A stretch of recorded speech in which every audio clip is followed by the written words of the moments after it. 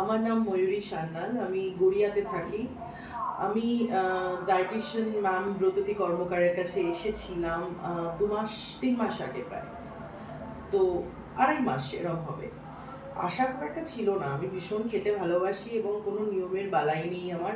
আর তার থেকেও বড় কথা আমার টাইমটা ভীষণ ইরেগুলার। কাজেই আমার মতো করে ডায়েট চার্ট বানানোটা আমি এক্সপেক্ট করতে পারি না কেউ করতে পারবে। আমি আগেও ডায়েটিশিয়ানের কাছে গেছি, ডায়েট চার্ট আমি ফলো করতে পারিনি, কিন্তু ম্যামের ডায়েট চার্টটা এত ইজি টু ফলো। উনি ওনার ভাষায় উনি নিজের মতো ডায়েট চার্ট দেন না, ওনার যে ডায়েট যে করছে তার সুবিধের জন্য উনি ডায়েট চার্ট দেন, যেটা মানে ফলো করাটা আমার পক্ষে ভীষণ ইজি হয়ে গেছে। আর বাড়ির রান্না, বাড়ির খাবার, কোনো বাইরের থেকে কিচ্ছু না। তো আমি ভাবতে পারছি না আমার 5 কেজি ওজন কমে গেছে। আর আমাকে যে দেখছে সে বলছে, রোগা লাগছে, তুই কি করছিস বল।